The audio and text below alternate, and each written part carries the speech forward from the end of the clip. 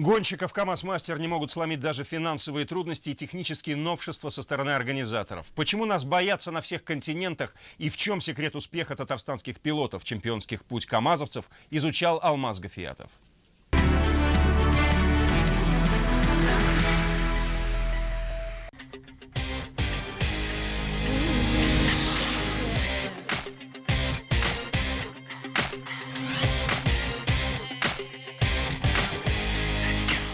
Непередаваемые мгновения эйфории преследуют их после каждого выигрыша. Пусть победы не первые, не такие редкие, однако каждый финиш для всех членов экипажа – настоящий праздник. Благодаря нашему руководителю Владимиру Чагину, его стратегии, правильности расстановки сил на весь маршрут доказывает, что команда КамАЗ-Мастер доводит свое дело до конца и побеждает на таком всемирном ралли, как Дакар. Только после каждого этапа они понимают, насколько трудным бывает этот путь. Не все добираются до финиша, и не каждый автомобиль выдерживает такие нагрузки. Радость, то что наконец-то закончились все эти... Бессонные ночи, сложности гонки. Да, 9 тысяч километров позади. Угу. Усталость? Да не, нормально. Еще столько же готов. Пока камазовцы покоряют аргентинские этапы и пустыни Африки, за них в России переживает вся страна. КамАЗ-Мастер стал настоящей гордостью и визитной карточкой Татарстана во всем мире.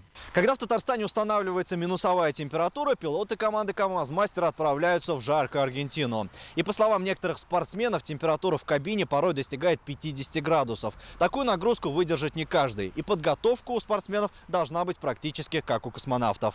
Родственники участников ралли уже давно привыкли отмечать Новый год в отсутствии главных людей в семье. Ежегодно в конце декабря, начале января их папы, мужья и дети находятся далеко от родины. Тоже стало очень привычно на самом деле, уже не так, как раньше, уже привычно и в принципе ничего страшного. На ралли Дакар экипаж Эдуарда Николаева стал первым, а Дмитрия Сотникова вторым. Напомним, это уже рекордная 14-я по счету победа камазовцев. Каждый год Дакар он где-то что-то теряет, обрезается, но остались именно те сложные участки, которые были задуманы, и я думаю, все участники получили удовольствие. Впервые на Дакаре татарстанцы были представлены не только среди грузовиков. Гонщик из Альметьевска Равиль Маганов успешно дебютировал в ралли и завершил гонку с третьим итоговым местом в зачете ЮТВ мотовездеходы. Впечатление позитивная гонка оставила, она непростая. Были и сложности, и взлеты, и падения.